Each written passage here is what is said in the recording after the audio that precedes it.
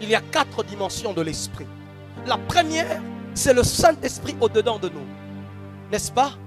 Il est venu habiter en nous. Notre corps est le temple du Saint-Esprit, n'est-ce pas? C'est le Saint-Esprit au-dedans de nous. C'est la première dimension de l'esprit. C'est ce qui se passe le jour où tu reçois Jésus comme Seigneur et Sauveur. Le Saint-Esprit vient, il habite en toi. Il a dit aux disciples, en ce temps-là, vous saurez que je suis en vous et que vous êtes en moi. Alléluia.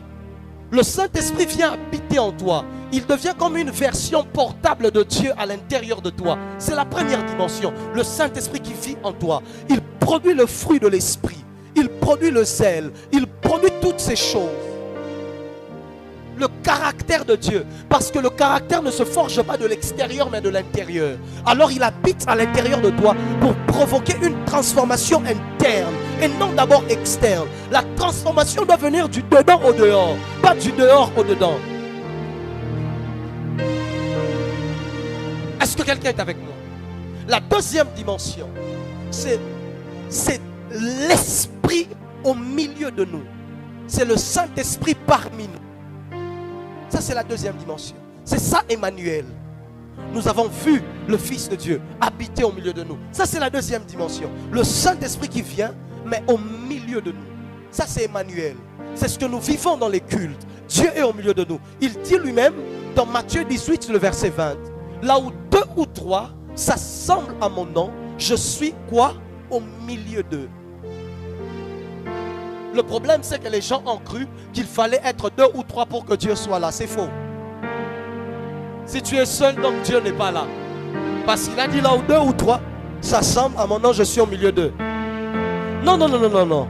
La Bible n'a pas dit je suis avec eux. La Bible a dit je suis au milieu d'eux. Le nombre n'est que la condition pour que Dieu puisse trouver un milieu pour être. Parce que si je suis seul, il n'y a pas de milieu. Mais si on est à 2, alors il y a un milieu entre nous deux. Si on est à 3, il y a un milieu. Mais si je suis seul, il n'y a pas de milieu. Dieu est là, mais il n'est pas au milieu. Il ne peut pas être au milieu. Le nombre n'est que la condition pour que Dieu choisisse la position d'être au milieu. Pas du côté de l'autre, pas du côté de l'autre, mais au milieu de 2. C'est-à-dire si on n'est pas à 2, si on n'est pas à 3, Dieu est là devant moi, pas au milieu. La troisième dimension maintenant, c'est la dimension de l'onction. Le Saint-Esprit sur nous. C'est la dimension du revêtement de puissance. Alléluia. Les disciples avaient déjà le Saint-Esprit quand ils sont entrés dans la chambre haute. Parce que quelques versets plus tôt, la Bible déclare, il souffla sur eux et il leur dit, recevez le Saint-Esprit. Mais c'était quelle dimension? Pas sur eux, en eux. Le Saint-Esprit est venu, mais à l'intérieur d'eux. Mais il leur dit encore, mais attendez ce que le Père a promis. Parce que ce qu'il a promis, ce n'est pas maintenant le Saint-Esprit en toi, mais c'est un revêtement de puissance, le Saint-Esprit sur toi. C'est une onction.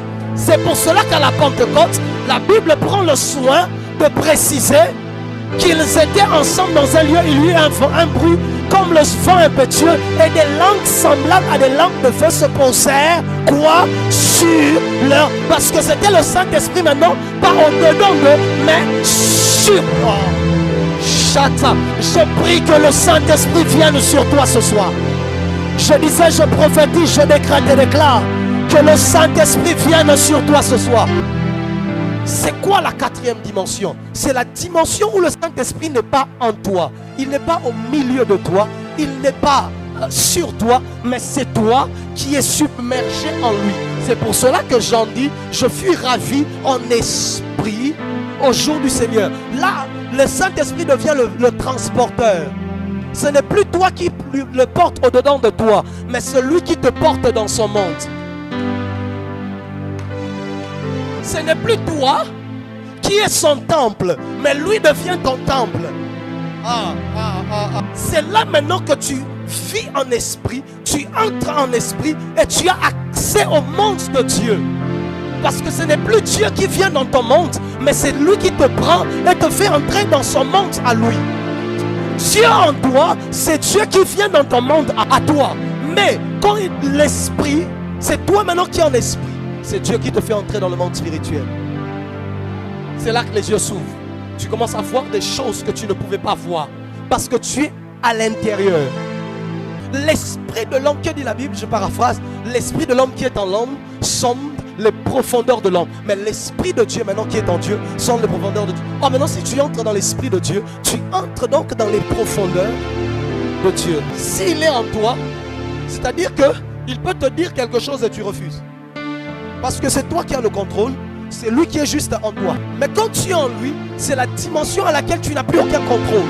C'est lui qui te contrôle. C'est lui qui gère. C'est lui qui fait. C'est lui qui décide. Tu es dans ce monde.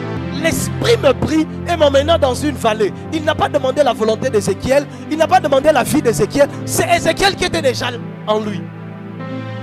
Il me conduit dans une vallée où il y avait plein d'ossements. Il était dans l'esprit.